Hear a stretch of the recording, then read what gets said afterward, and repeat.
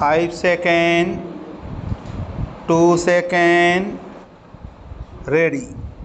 Mr. Vice Chairman, sir, when I was speaking yesterday, I was referring to the problem of devaluation. I said that devaluation of the rupee had not been done after careful consideration, that the government had not learnt any lesson from the past when the nation bent in for devaluation not once but more than once. Out of ignorance and thoughtfulness, the government has resorted to devaluation. The foreign exchange position has not improved. The main purpose of the devaluation was to bring about adjustment in the exchange rate. The main intention was to increase exports and decrease imports. The main consideration was to bridge the gap in the balance of payments position. The main objective was not realized and it will not be realized.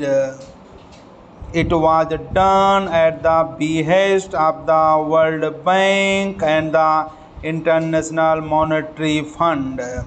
Sir, devaluation is a very serious matter. Its consequences are serious.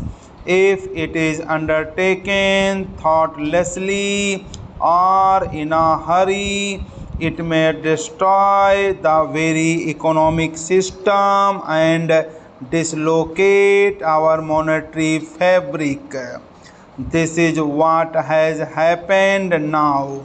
The benefits of devaluation are less, the disadvantages are more.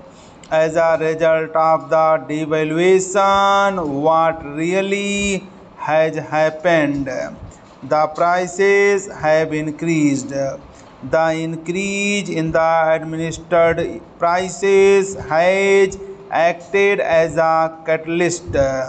Already the nation is going through recession. Food production is in the negative.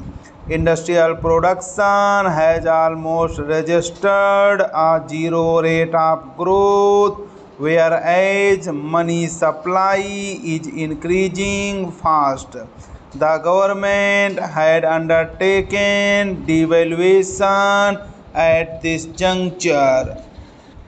The non-plan expenditure has been growing alarmingly.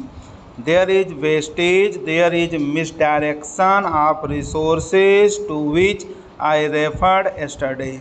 It requires proper pruning and chopping in many areas.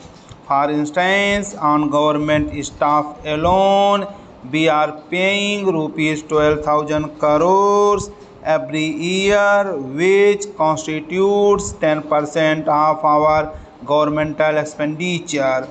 There are 40 lakh employees and it is said that 50,000 posts can be abolished straightaway without affecting adversely the efficiency of the government.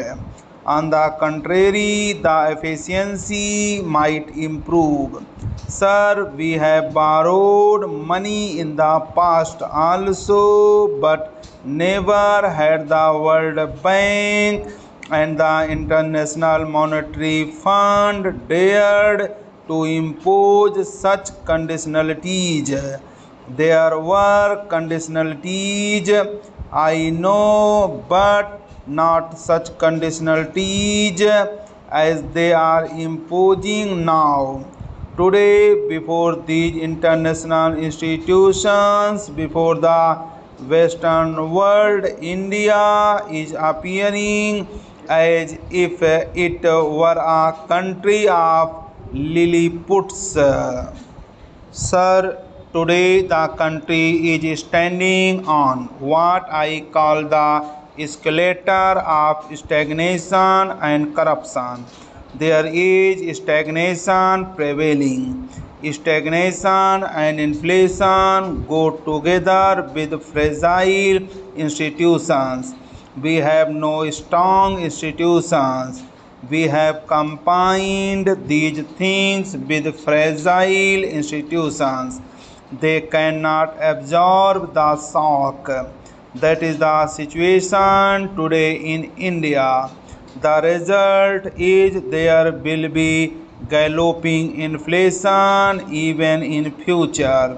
There will be escalation of prices in future but no containment of prices, and your growth rate will suffer.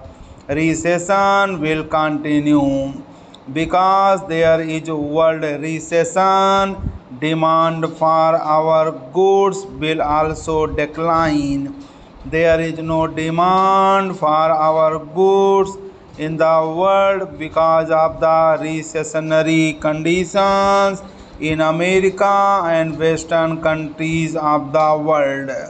Now, countries after countries are dictating to us. I am sorry to make this observation. Japan, which was never making political demands on us, had the audacity to say today that unless nuclear proliferation treaty is signed, they will not in future give the assistance required. This is the kind of reaction in the international world. Sir, how do you function?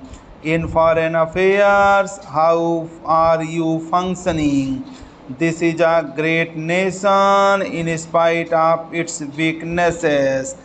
We are proud of our nation. We have played our role, historical role in the past on many occasions. When the Prime Minister of India or the head of the state went abroad, I know and the House is aware how they were respected. Today, what is the situation? The Prime Minister of India has to go to business communities. He went to individual business people and addressed them in Germany. He voluntarily goes and belittles himself as the Prime Minister of India. I say it is shameful and he must keep up his dignity as the Prime Minister. We are not taken seriously at all. Maybe in GATE, maybe in UNCTAD or any conference in the world. We are following a very low profile. Why are you doing this? We are devaluing ourselves in our own eyes. If there is a recession in India, there is a recession in America also. If we are incurring debts, America is also in debts. The only economic superpower in the world today is Japan, and Japan is dictating terms to America. But America wants us to surrender with bended knees. This is what the Americans are expecting us to do. Sir, I am making a very sad observation. In the international world, in the international gatherings, our delegations are not taken seriously. Sir, what is the reason for this denigration? What is the reason for this decline in our status?